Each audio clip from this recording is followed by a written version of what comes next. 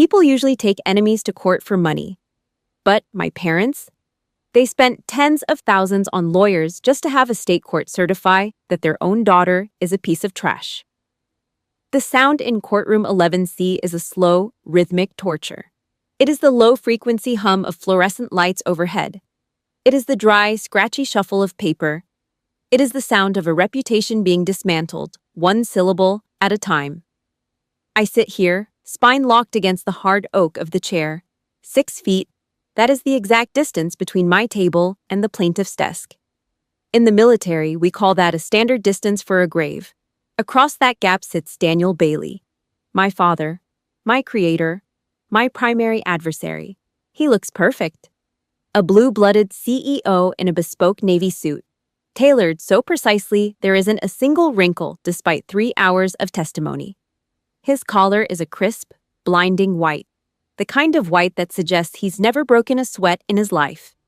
Next to him, my mother, Evelyn, rolls a strand of pearls between her thumb and forefinger. She stares at the felt-covered bulletin board on the far wall. She avoids my gaze with the practiced grace of someone stepping over a pile of roadside trash on a sidewalk. The air in here is cold, sterile, and smells like artificial lemon shoe polish. It's a scent meant to mask the rot of injustice. Personality disorder, the hired gun says. That's Daniel's lawyer. He's standing now. He doesn't look at Judge Marion Vale. He looks at the gallery, toward the 2 local reporters scribbling in the back row. He's performing. Systematic deception, the lawyer continues, his voice thin and sharp like a scalpel. A calculated fabrication of combat history for the sole purpose of emotional and financial extortion. He runs a hand through his slicked-back hair and tosses a thin manila folder onto the table. The slap of the paper echoes like a gunshot. Thud. That folder is barely half an inch thick. It contains nothing about the nights I spent in the dirt, nothing about the smell of burnt rubber and copper. I keep my hands flat on my thighs. My jaw is a locked vice. I don't breathe through my mouth. I watch the lawyer's throat. Every time he lies, his Adam's apple hitches. 1, 2, 3 swallows. My heart rate is 65 beats per minute. Steady, tactical. On the battlefield, when the mortar rounds start screaming overhead, you don't waste oxygen explaining yourself to the enemy. You don't scream. You observe the angle of the fire. You identify the muzzle flash. I'm identifying his muzzle flashes now. Behind me, the gallery is a hollow canyon. The row of seats directly behind my back is empty. Not a single soul. No family. No old friends. No one to hold a hand or offer a nod. I spent a decade protecting this country's borders, but in this room, within these 4 wood-paneled walls, there is no one to protect mine. Fabricated war records, the lawyer repeats, leaning into the microphone. My client, Mr. Bailey, simply wishes to protect the integrity of the family estate from someone who would use a uniform to mask a fractured mind. I shift my gaze to the right. Daniel is leaning back in his leather chair now. His posture is relaxed, triumphant. His lips twitch, just a quarter of an inch, a ghost of a smirk. He's waiting. He's waiting for the breakdown. He wants me to jump up and scream about the dust in Kandahar. He wants me to sob and show the court my scars. He wants me to act exactly like the unstable person his lawyer is describing. If I lose my temper, I lose the case. If I show pain, he wins the narrative. A shard of light catches my eye. It's bright, aggressive, and expensive. It's the gold tie clip pinned to Daniel's navy silk tie. Solid gold. It glints under the fluorescent buzz, a tiny yellow bar of pure arrogance. I know that clip. I've seen that flash of gold before. It was the last thing I saw 14 years ago, the day he used that same calm CEO voice to tell me I was no longer a Bailey. The day he threw my duffel bag onto the wet driveway and closed the door. The lawyer picks up the folder again and nems it down harder this time. Slam. The sound doesn't stay in the courtroom. It travels. It warps. The white walls of room 11C begin to bleed into the gray Chicago fog of a November morning over a decade ago. The lemon polish smell vanishes, replaced by the sharp, metallic scent of cold rain on asphalt. The sound of that folder hitting the table isn't paper on wood anymore. It's the sound of a heavy oak front door slamming shut. It's the sound of a deadbolt sliding into place. It's the sound of the world ending before it even began. I stare at the gold clip. My pulse doesn't rise, but my vision narrows until the rest of the room is a blur. 14 years ago, that gold clip was at eye level when he looked down at me and said, "Don't you dare come back until you've turned yourself into something I can actually use." I look at him now. He thinks he's won. He thinks a state judge and a few $1,000s in legal fees can erase the girl he broke. But Daniel Bailey forgot one thing. You don't send a medic to hell and expect her to come back afraid of a man in a suit. The judge clears her throat, her black robes rustling like dry leaves. Does the defense wish to cross-examine? I stand up. Not because I have to, but because it's time to survey the wreckage. The gold clip flashes one more time, and the door in my memory slams again. The flash from that gold tie clip in courtroom 11C isn't just a reflection. It is a surgical strike. It punctures the sterile gray of the present and drags me back. Back to the night the perfect Bailey portrait finally shattered into jagged glass.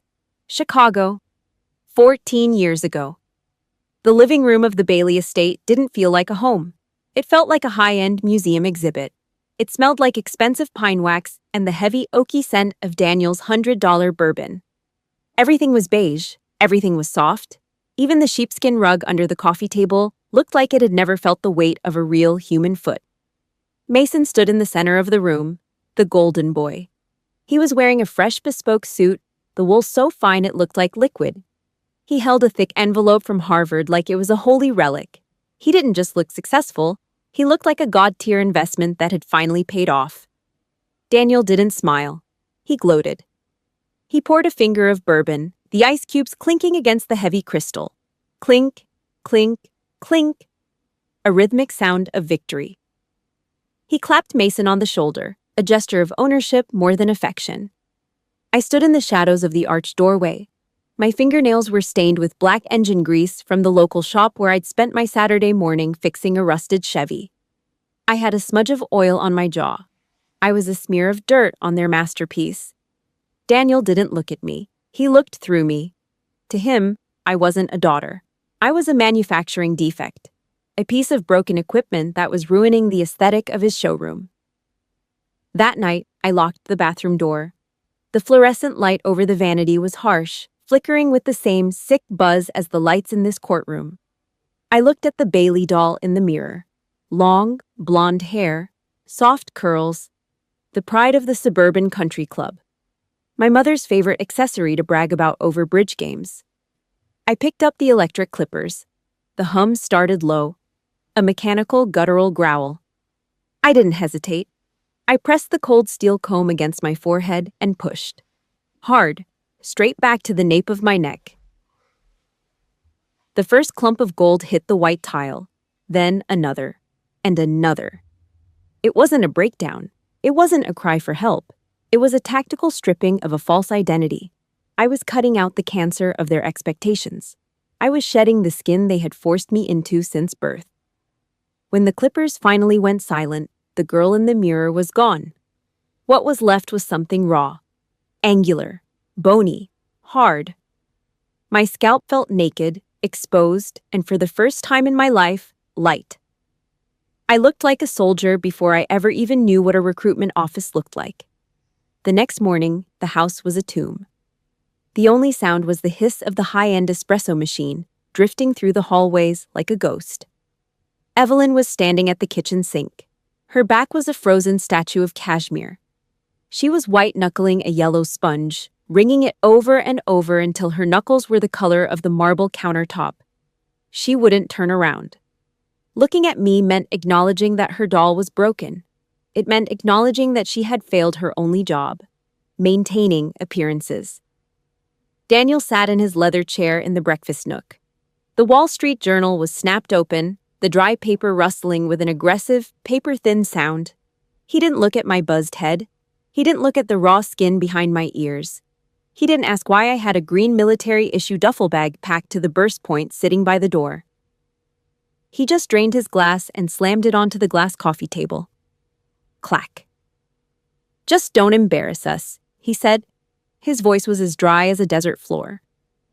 That was the blessing. No, stay safe. No. Where are you going? No, I love you. Just a simple brand management request. To him, my existence was only relevant if it reflected well on the name Bailey. I walked out. The November wind in Chicago doesn't just blow, it bites. It's a jagged blade that found every inch of my naked scalp.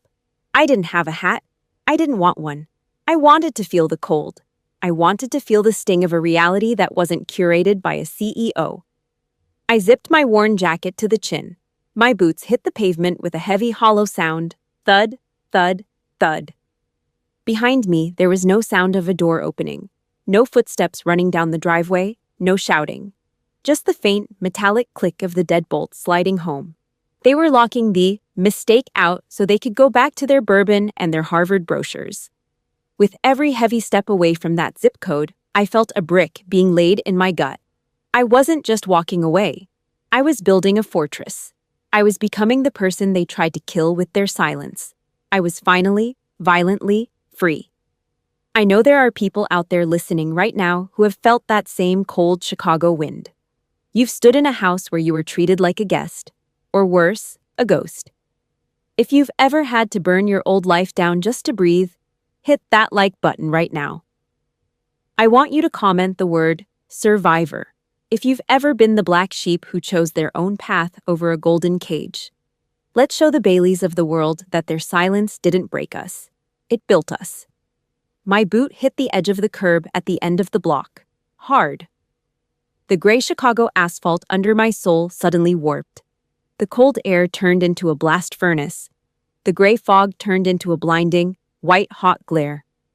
The sound of the city traffic faded into a high-pitched, metallic whine. I wasn't in Chicago anymore. My boot landed deep in the red, scorching, suffocating sand of Kandahar. My boot hit the edge of the curb at the end of that Chicago block, but it didn't find concrete. It sank. It found heat. It found a world that wanted to swallow me whole. The gray November fog of the city vanished, replaced by a blinding, white-hot glare that scorched my retinas. The sound of the deadbolt sliding home in my father's house didn't fade. It exploded. Kandahar. 200 hours. The shockwave hit me like a physical wall, tossing me out of the back of the Humvee like a rag doll. I didn't feel the impact when I hit the ground. I only felt the vibration rattling my teeth and the immediate suffocating weight of red dust. The night sky had been torn wide open. An IED buried deep under the washboard road had turned our lead vehicle into a heap of twisted, burning scrap metal. The smell hit first. Not the pine wax of a Chicago mansion. This was the real world. Burnt rubber, scorched diesel, the sharp metallic tang of ionized air. My ears were useless. A high-pitched metallic whistle occupied the space where sound used to be, a long flat line of noise that felt like a needle drilling into my brain. I tasted copper. I tasted sand. It ground between my molars as I tried to pull in a breath that wasn't half clogged with smoke. Training took over. It's a cold, mechanical thing that lives in the gut, independent of fear. I didn't think about Daniel. I didn't think about my mother's silence. I didn't think about the girl who used to have long blonde hair. I rolled onto my stomach. I checked my limbs, intact. I grabbed my aid bag. It was still strapped to my side, heavy and reassuring. I stayed low, sliding across the hot gravel toward the center of the inferno. 5 yards away, a second vehicle sat tilted on its side, wheels still spinning. Diesel lung out across the dirt, a shimmering black puddle in the firelight. I crawled. My knees scraped against the jagged rocks, but I didn't feel the skin tearing. I reached the rear passenger door. It was warped, jammed tight. I put my shoulder into it, gritting my teeth until I felt a pop in my joint. The metal groaned and gave way. Inside, the world was painted in shades of red and black. A woman was slumped against the frame. She wore JAG legal armor, not a frontline soldier, just a visitor on a bad day. She was gasping, her lungs fighting for air that wasn't there. Blood was erupting from beneath her collar, a rhythmic, violent spray that painted the interior of the cab. Carotid artery. In a Chicago boardroom, this woman would be a statistic. To the Baileys, she would be someone whose death could be used for a tax write-off or a sympathetic headline. To me, she was the only thing that mattered in the universe. I didn't know her name. I didn't know where she went to school. She wasn't my blood. But as I hauled her out onto the sand, she became more important than anyone who shared my last name. I ripped a roll of tactical gauze from my kit. I didn't use a gentle touch. There's no room for gentle in a war zone. I shoved the packing deep into the bubbling wound at her neck, feeling the wet, hot pulse against my fingertips. The blood was slick. It was thick. It smelled like rusted pennies and hot salt. It poured over my hands, staining my sleeves, soaking into the fabric of my BDS. She began to thrash. Her eyes were wide, panicked, rolling back into her head as the shock started to claim her. "Look at me," I barked. My voice sounded thin against the ringing in my ears, but I made it a command. I shoved my face inches from hers, letting her see the dirt and the sweat and the absolute certainty in my eyes. "Stay with me. Look at me." I leaned into her. I used my entire body weight, pressing my palms flat against her neck, locking my elbows. I had to be the dam that held back the tide. She reached up. Her fingers, slick with her own life force, clawed at my forearm. Her fingernails dug deep into the heavy canvas of my sleeve, anchoring herself to me. She wasn't just holding on, she was claiming me. We sat there in the dirt, surrounded by the roar of the fire and the distant pop of small arms fire. Every beat of her heart was a battle I was fighting with my bare hands. This was the definition of family. It wasn't about who gave you a name or who paid for your Harvard tuition. It was about who held the wound closed when the world exploded. It was about the person who looked at your blood on their hands and didn't turn away. My parents wouldn't even look at a smudge of grease on my face. This woman was pouring herself into me, and I was holding her together. "You're not going anywhere," I whispered, the words lost to the wind, but felt in the pressure of my hands. The heat was unbearable. The sand under my knees was cooking my skin. My muscles screamed from the strain of the hold. But I didn't move. I didn't let go. Hours later, or maybe seconds, time doesn't exist when you're counting heartbeats. The medevac birds appeared like prehistoric shadows against the smoke. As the flight medics took over, prying my hands away from her neck, I stood up. I was trembling. The adrenaline was leaving me, replaced by a cold, hollow ache. I looked down at my hands. They were dyed crimson, the blood already starting to dry in the desert heat, turning into a dark, crusty map of the night's work. Nobody at home would ever know about this. This moment wouldn't be in the news.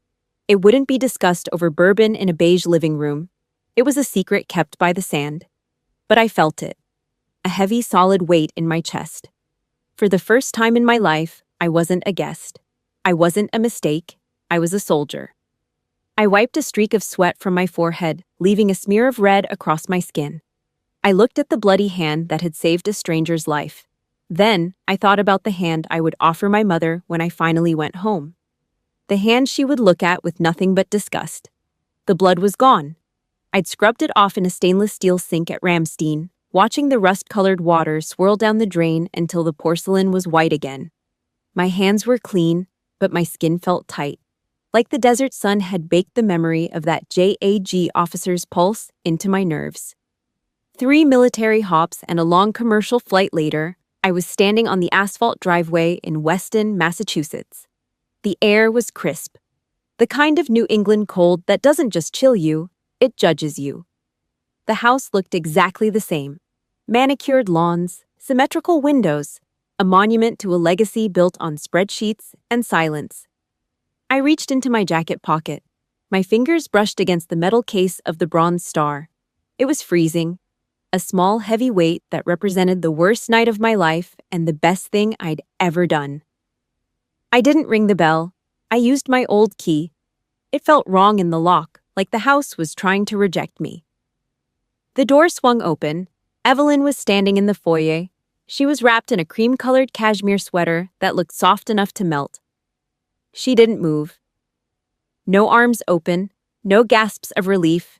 She didn't even look at my face. Her eyes drifted down to my boots, worn, dusty, out of place on her Persian rug. "Oh, you're back," she said. Her voice was light, empty. She sounded like she was acknowledging a package delivery, not a daughter who had just crossed 10 time zones to escape a war zone. She didn't ask why I looked thinner.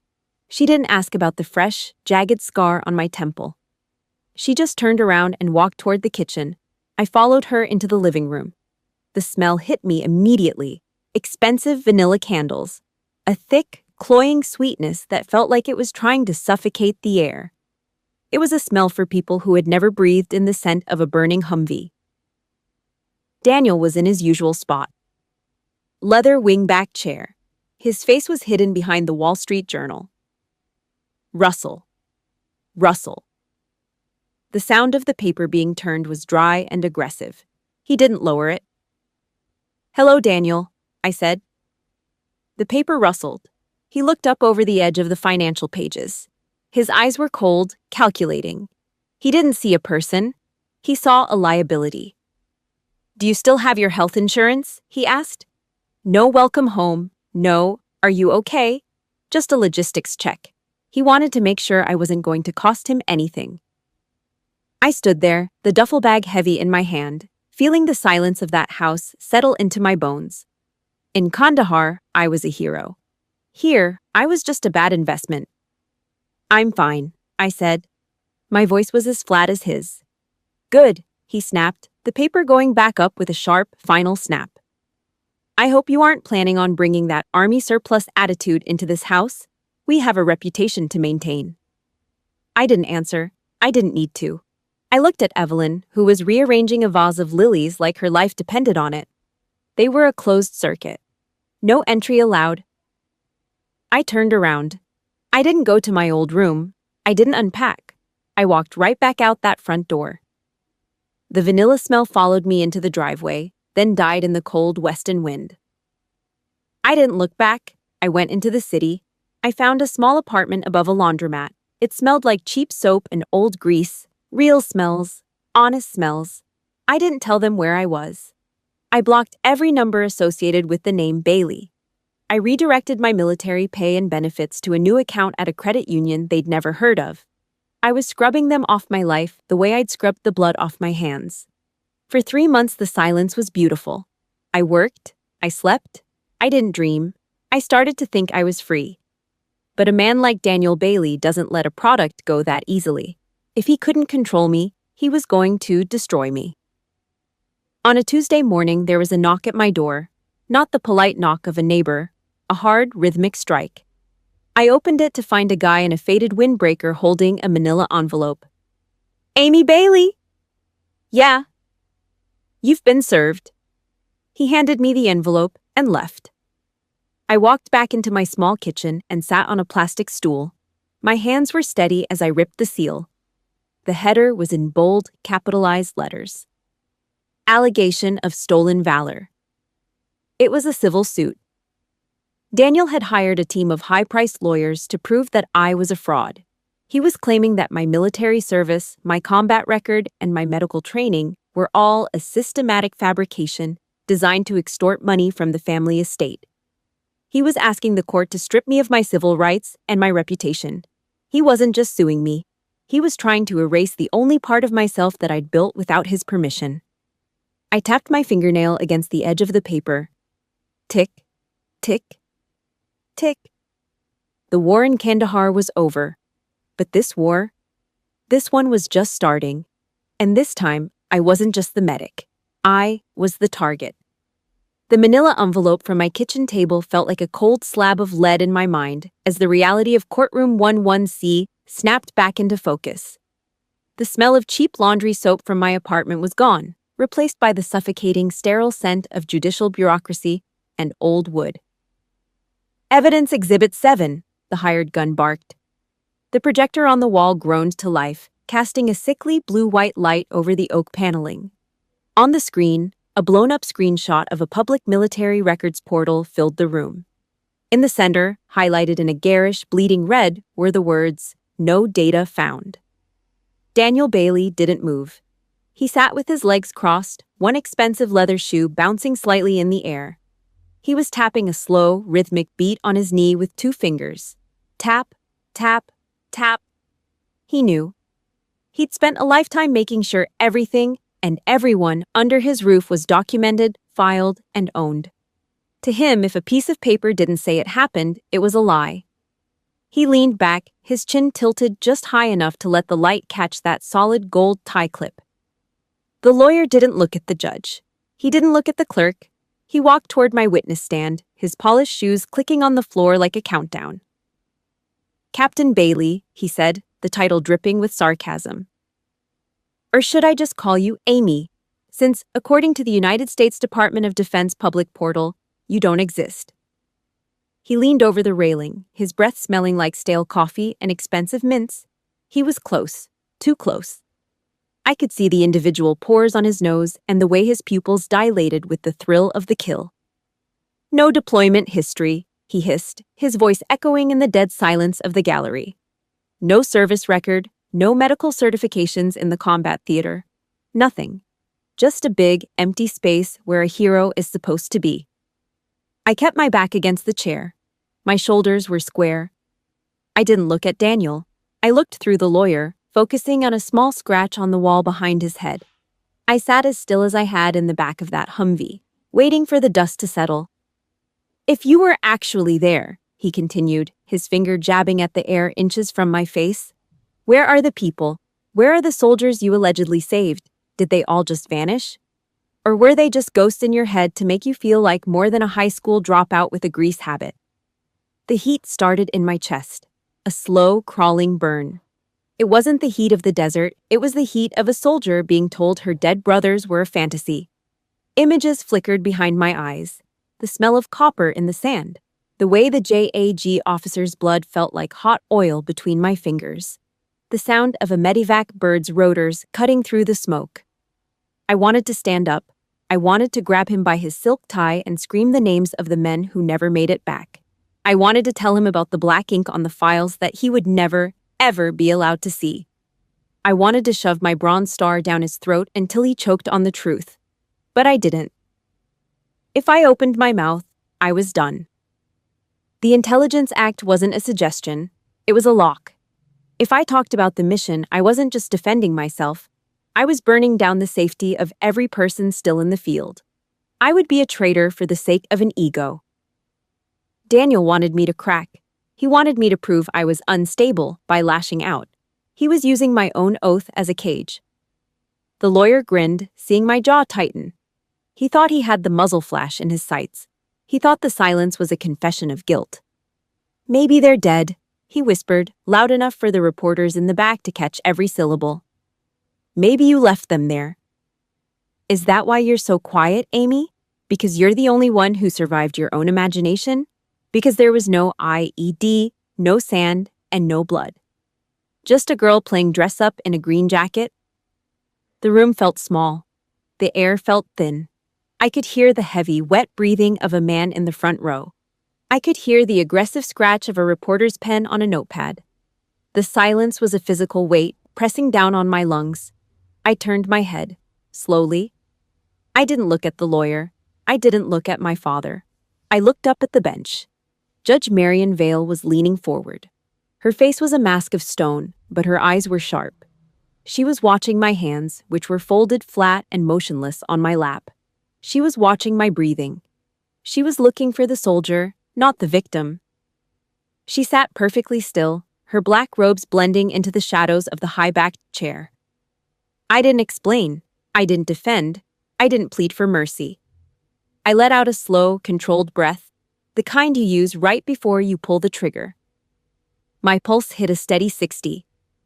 "I am here," I said. The words weren't a defense. They were a signal, a beacon in the dark for anyone who knew the code. The lawyer blinked, his grin faltering for a split second. He didn't get it.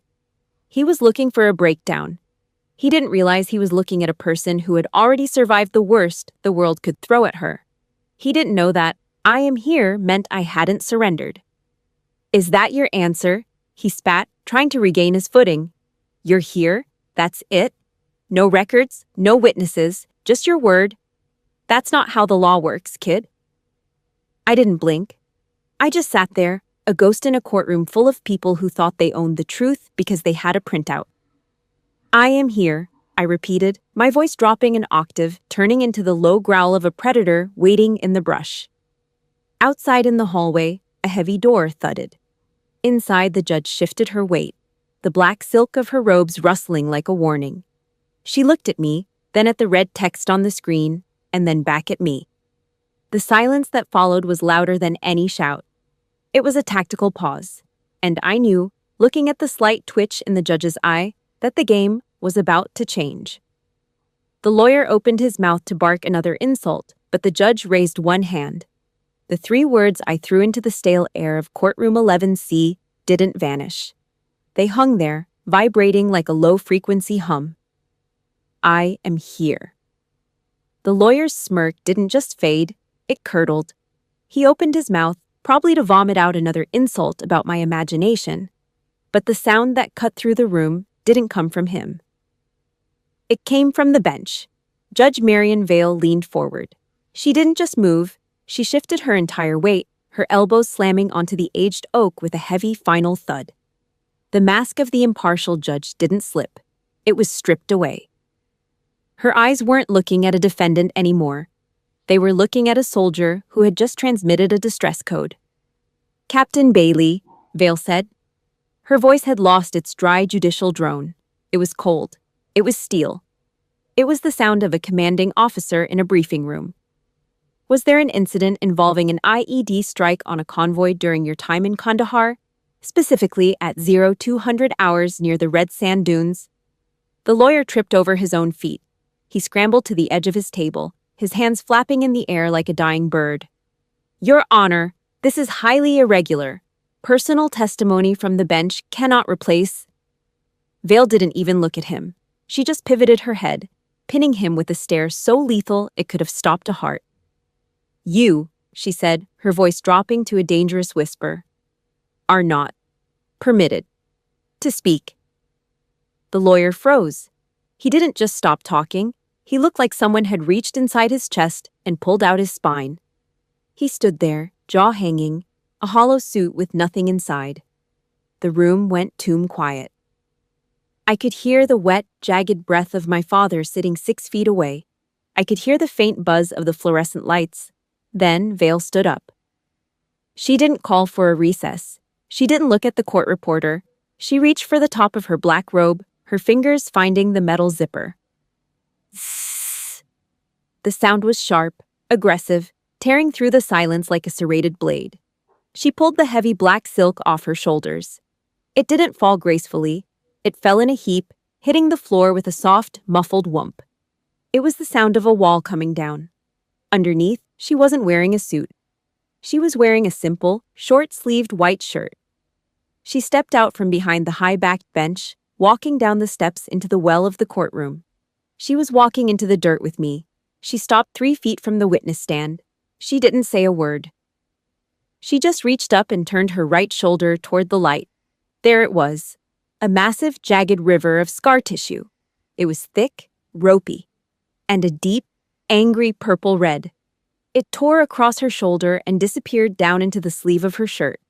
It wasn't a surgical mark. It was a map of a disaster. It was the kind of scar you only get when a piece of a Humvee tries to take your arm off. The air in the room felt like it had been sucked out.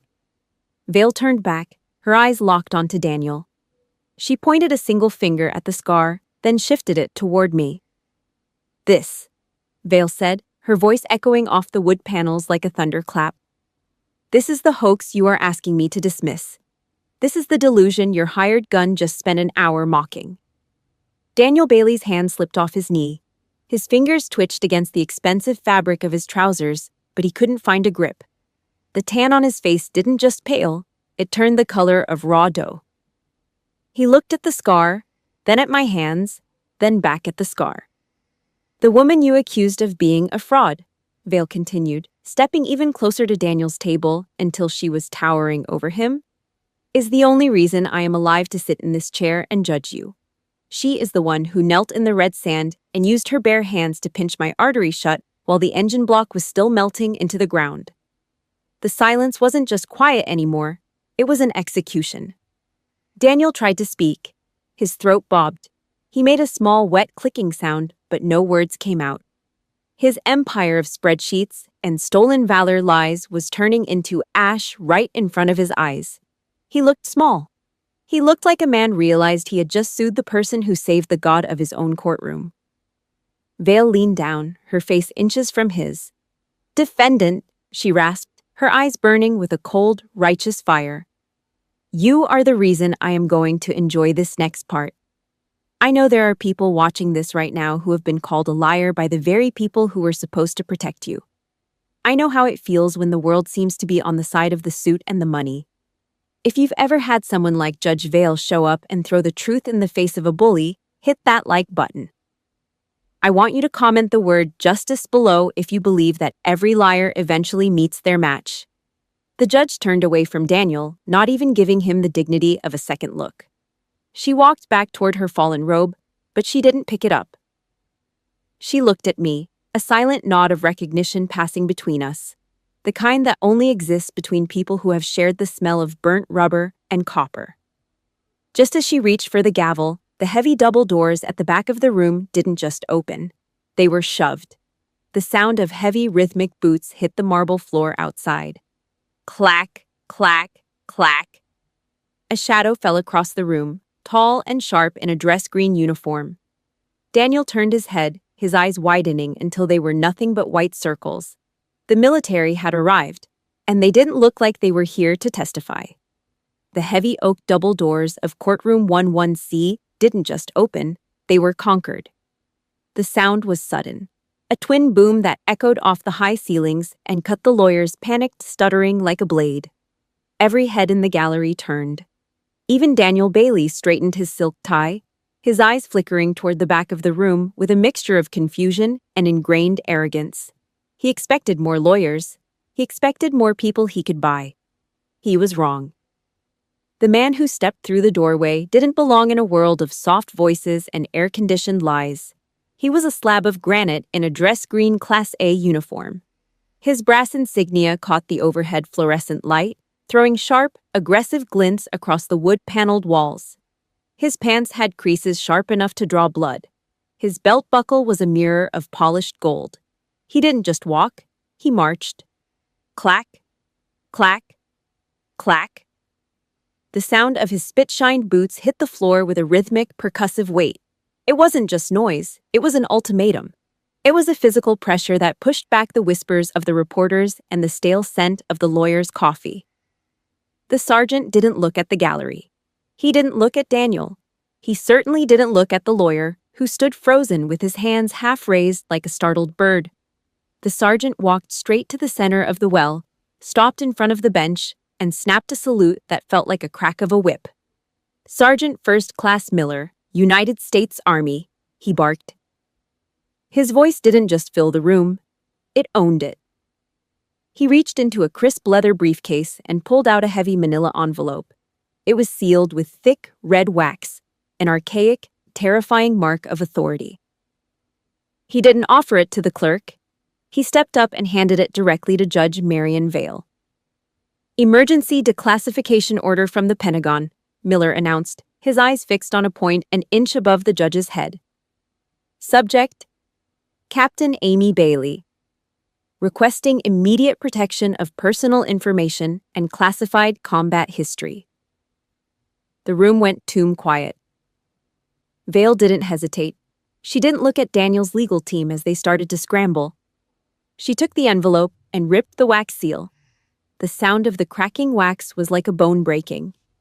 She pulled out a stack of papers, each one stamped with a bold, blood-red mark, "Top Secret." I sat there, my spine a steel rod. I looked at the back of the sergeant's neck.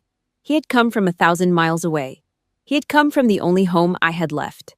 The Army didn't care about Daniel's tax returns or his country club memberships. They didn't leave their own behind in a firefight, and they weren't going to leave me behind in a room full of suits. Daniel leaned forward, his hands gripping the edge of the table so hard his knuckles turned white. The pink, healthy flush of a man who spent his weekends on a golf course began to drain from his jowls. It was replaced by a gray, porous look, the color of wet ash. Vale flipped the first page, then the second. She started to read. "Bronze Star for Valor," she said, her voice dropping into a low, dangerous register. "Purple Heart. Citation for extraordinary heroism during Operation Enduring Freedom. Multiple deployments under the Special Operations Command." Every word was a hammer blow. Every medal she named was a nail in the coffin of Daniel's stolen valor lie. She turned another page, her eyes narrowing as she scanned the combat reports. Records indicate Captain Bailey sustained life-threatening injuries while providing medical aid under direct enemy fire. Actions classified under national security protocols until this hour. She looked up. Her gaze bypassed the lawyer, bypassed the gallery, and landed squarely on Daniel Bailey. Daniel was shrinking. He wasn't the CEO anymore. He wasn't the man who threw a duffel bag onto a wet driveway 14 years ago. He was just a small, panicked man sitting in an expensive suit, realizing he had brought a knife to a tank fight. He had spent thousands of dollars to buy fake testimonies and forge psychological profiles, but he couldn't buy a single hour in the red sand of Kandahar. He tried to shift in his seat, but he looked like he was sinking into the leather. The arrogance had been peeled off him like old paint, leaving nothing but the raw, shaking fear of a bully who finally got hit back. Vale didn't give him a chance to recover. She gathered the papers and slammed them down on the mahogany desk. Crack! The sound was as sharp and final as a rifle shot. "The evidence is clear," Vale stated, her voice echoing off the oak panels. "This court finds these allegations not only baseless, but a malicious abuse of the judicial system." She picked up her gavel. She didn't look at me, but I felt the weight of her recognition. It was the same look we shared in the dirt. "Case dismissed." She didn't stop there. She leaned over the bench, her finger pointing directly at Daniel's sweating face. "Mr. Bailey, if you ever attempt to use this or any other legal system to harass or disparage a decorated officer of the United States military again, I won't wait for a lawsuit. I will personally sign the order for your arrest on charges of judicial interference and criminal defamation." Slam! The gavel hit the block. The sound vibrated in my teeth. It was over. The empire of the Baileys hadn't just lost a case. It had been dismantled in the span of 10 minutes. Daniel sat frozen. He didn't move. He didn't breathe. He just stared at the empty space where his victory was supposed to be. His eyes were hollow, reflecting the sickly fluorescent light. He looked like a man who had just watched his own funeral. I stood up. I didn't look at him. I didn't need the satisfaction of his defeat. The silence of the room was enough.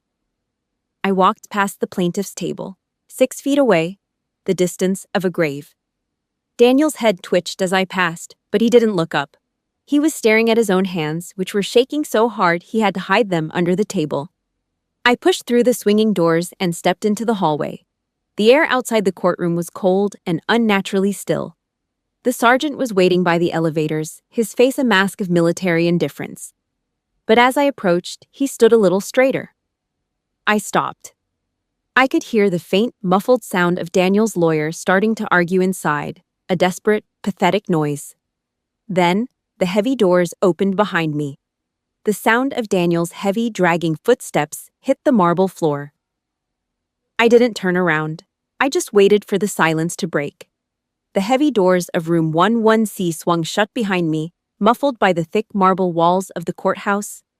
The sound was a final, heavy thud. The sound of a cell door closing, but this time, I was the one on the outside. The hallway was a vast, echoing cavern of white stone and polished brass. It felt cold, but it was a clean cold, not like the suffocating, vanilla-scented air of the Bailey estate. Sergeant First Class Miller was waiting by the bank of silver elevators. He stood like a statue carved from granite, his Class A uniform a sharp, green contrast against the pale marble. As I approached, he didn't say a word. He didn't have to. He pivoted on his heel, his spit-shined boots snapping together with a sharp, metallic clack. His hand came up to his brow in a crisp, perfect salute. It was the highest form of recognition. a silent bridge between two people who had stood in the red sand and felt the earth shake. I stopped. I felt the weight of the air in my lungs.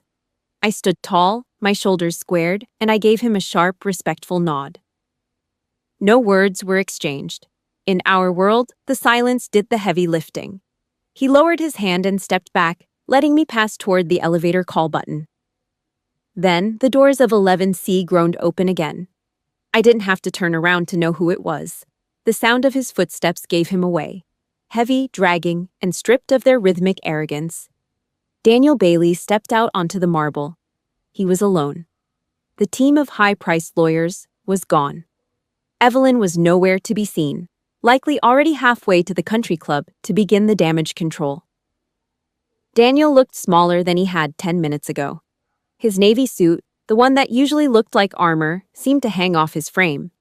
It was wrinkled at the shoulders, saggy at the waist. His face was a map of broken veins and pale, sweating skin. He didn't head for the exit. He headed for me. He stopped 5 feet away. He didn't offer a hug.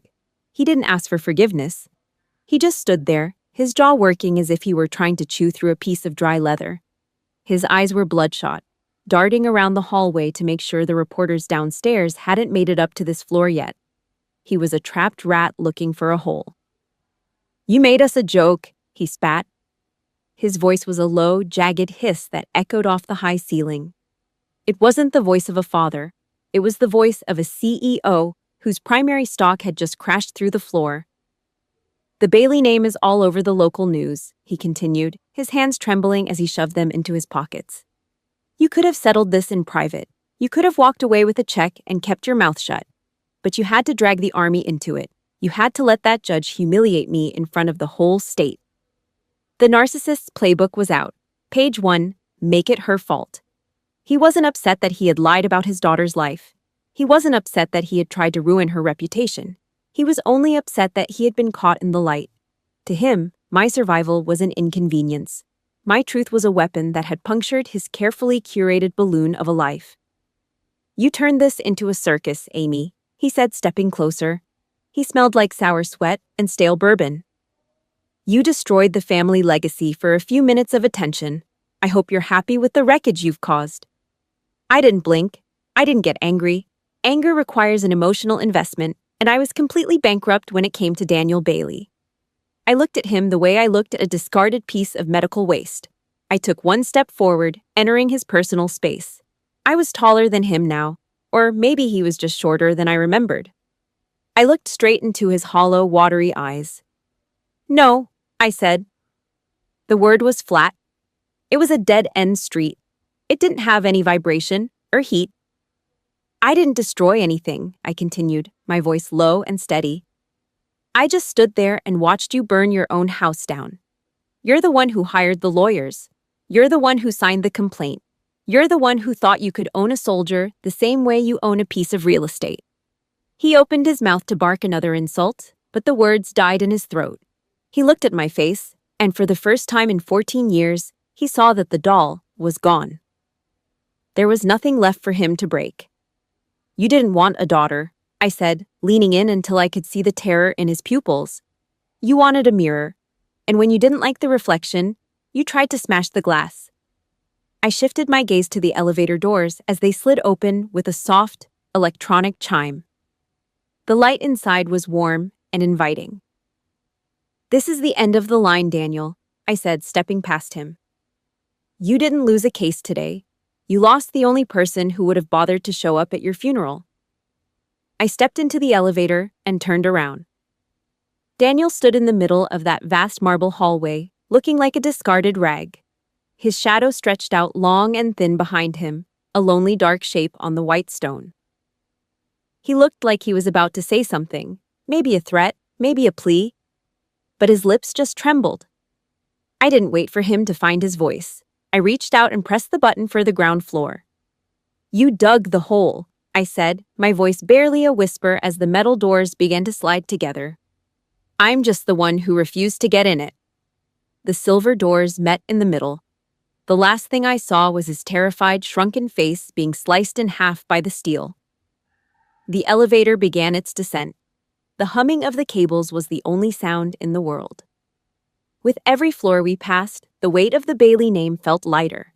It was falling away, floor by floor, until there was nothing left but the quiet, rhythmic beating of my own heart. I was going down to the street, and for the first time in my life, I didn't care who was watching. The heavy steel doors of the courthouse elevator had closed on Daniel Bailey's face weeks ago, but the silence of that moment still lived in the corners of my Chicago apartment. It was a different kind of quiet now, not the suffocating, expectant silence of a soldier waiting for an IED to blow, and not the hollow, performance-grade silence of the Weston estate. This was my quiet. I owned it. The late afternoon sun crawled across the hardwood floors, casting long, amber bars over the kitchen island. Outside, through the double-pane glass, the city was a distant hum of sirens and tires on asphalt, the white noise of a world that didn't know my name and didn't care about my bloodline. I liked it that way. I stood at the granite countertop, the stone cold against my palms. Lying there, next to a half-peeled potato and a damp kitchen towel, was a heavy cream envelope. It was expensive paper, the kind with a visible grain you can feel with your thumb. In the upper left corner, the word Bailey was embossed in a clean, sharp font. No return address was necessary. Daniel didn't think he needed one. He assumed the name alone was enough to command a response. The handwriting was his, slanted, aggressive. The ink pressed so hard into the fiber it left divots on the back of the sheet. I picked up a paring knife. I didn't use a letter opener. I slid the blade under the flap and sliced it open with a single, clinical motion. Scritch. The sound of the paper tearing was the loudest thing in the room. I pulled out 3 pages of handwritten script. I didn't sit down. I didn't pour a glass of wine to steady my nerves. I just stood there in my gray hoodie, my feet bare on the floor, and read. Daniel had used his boardroom voice. The words were calculated. They were designed to bridge a gap without him ever having to step off his pedestal. He wrote about unfortunate optics and the pressures of market volatility. He mentioned the complex legal necessities that had led to the lawsuit, as if the whole thing had been a weather event he had no control over. He spoke of rebuilding the family brand and finding a path forward that benefited all stakeholders. I scanned the lines, my eyes moving with the same detached precision I used to check a patient's vitals. I was looking for 2 words. Just 2. I'm sorry. They weren't there. I looked for another word, a simpler one. Daughter. It wasn't there either. The letter was a masterpiece of hoovering, that desperate, tactical move a narcissist makes when they realize they've lost their grip on a victim. It was a PR statement disguised as a personal note. He wanted me back in the fold, not because he missed me, but because the stolen valor lawsuit had backfired so spectacularly that the Bailey name was now synonymous with bully. He needed me to stand next to him at a fundraiser. He needed me to smile for a local news camera so he could reclaim his status as a patriot. He wasn't asking for my forgiveness, he was asking for my cooperation. 5 years ago, a letter like this would have wrecked me.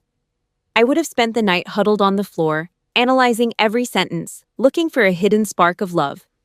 I would have convinced myself that regret over circumstances was almost the same thing as an apology.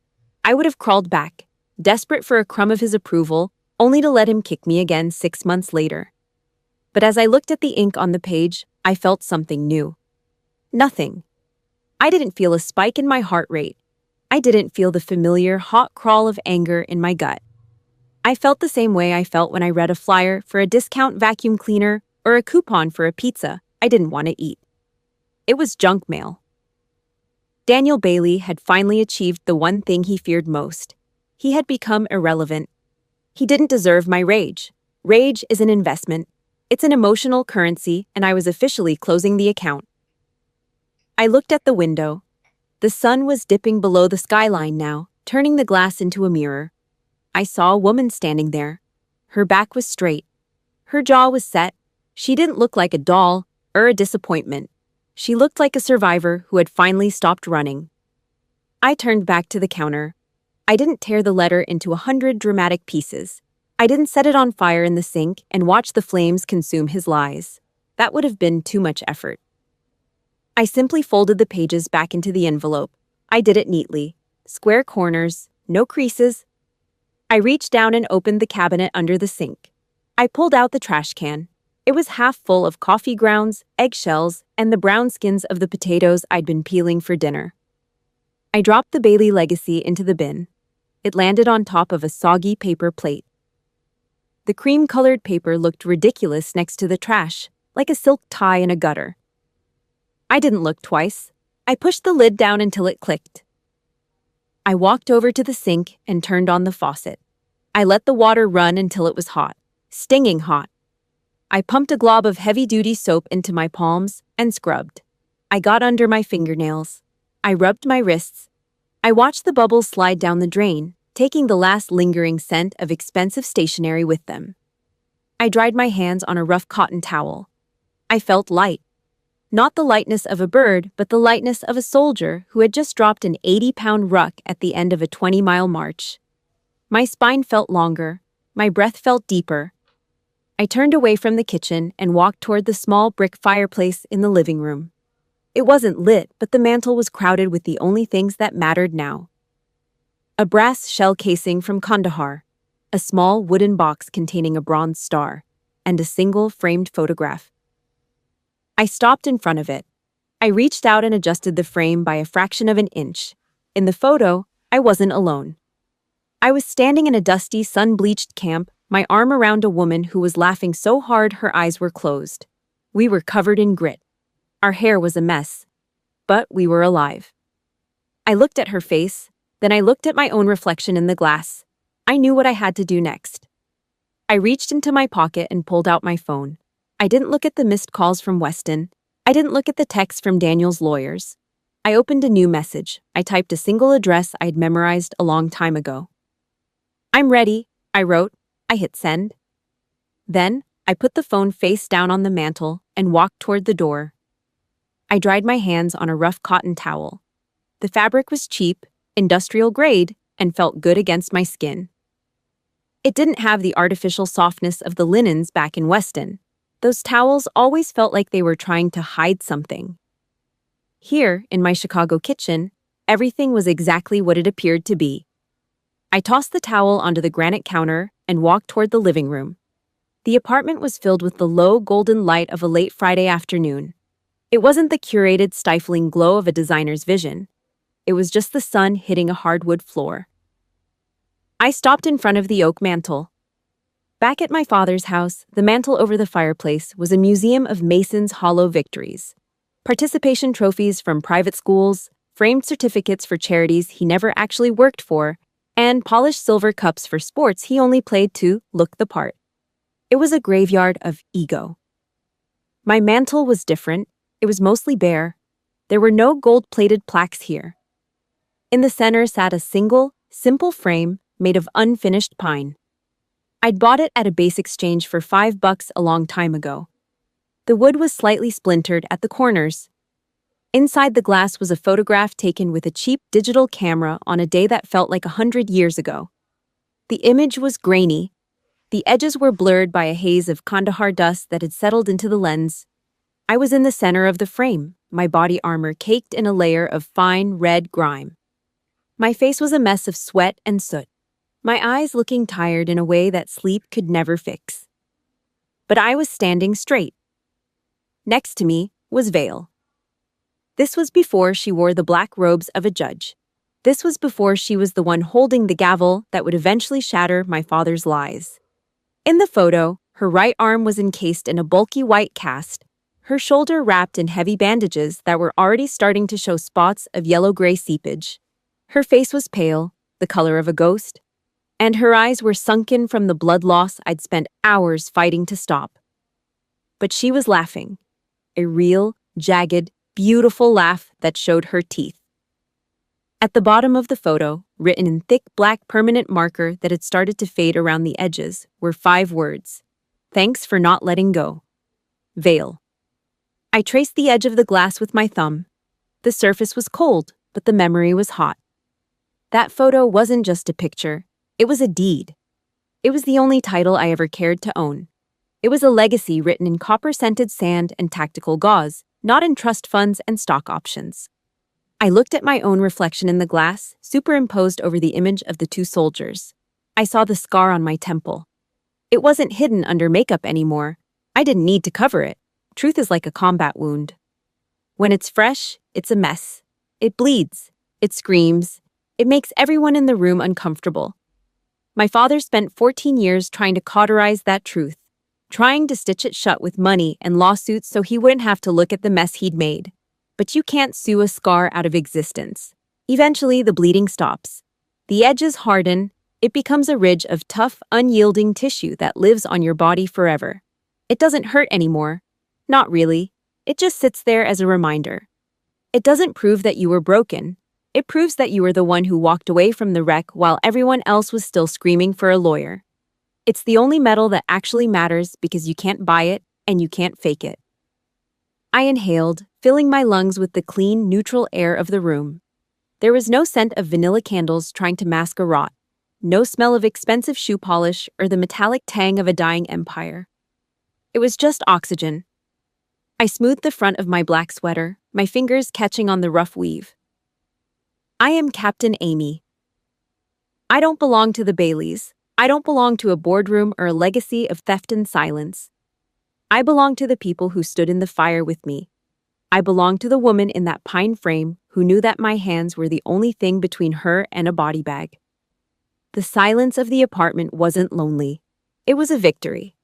It was the sound of a war finally reaching its ceasefire. I walked back into the kitchen and reached for the kettle. I moved with a deliberate, steady rhythm, the kind of movement you learn when you're working in the back of a moving vehicle. I measured out the coffee grounds. Dark, strong, real. I didn't want the overpriced, watered-down lattes they served in the Westin cafes. I wanted the bite. I poured the hot water and watched the steam rise, swirling into the afternoon light. I stood there, leaning against the counter, and waited for the brew to finish. I wasn't waiting for a call. I wasn't waiting for a letter. I wasn't waiting for an apology that would never be honest. I was just standing on my own 2 feet. I poured the coffee into a heavy ceramic mug and took a sip. It was bitter and hot. It tasted like freedom. I looked toward the door. My rucksack was sitting by the entrance, packed and ready. My phone was on the mantel, the screen dark after sending that final message. The world was wide, and for the first time in my life, I wasn't a guest in it. I took another sip of the black coffee and set the mug down. I grabbed my keys from the hook. They made a sharp, metallic sound, a small, defiant echo in the quiet room. I didn't look at the trash can where Daniel's letter sat under the coffee grounds. I didn't look at the empty space on the wall where a family portrait should have been. I walked to the door and pulled it open. The hallway outside was bright. The city was waiting. I stepped out and pulled the door shut behind me. The lock clicked. The past was behind the wood. I was in the light. I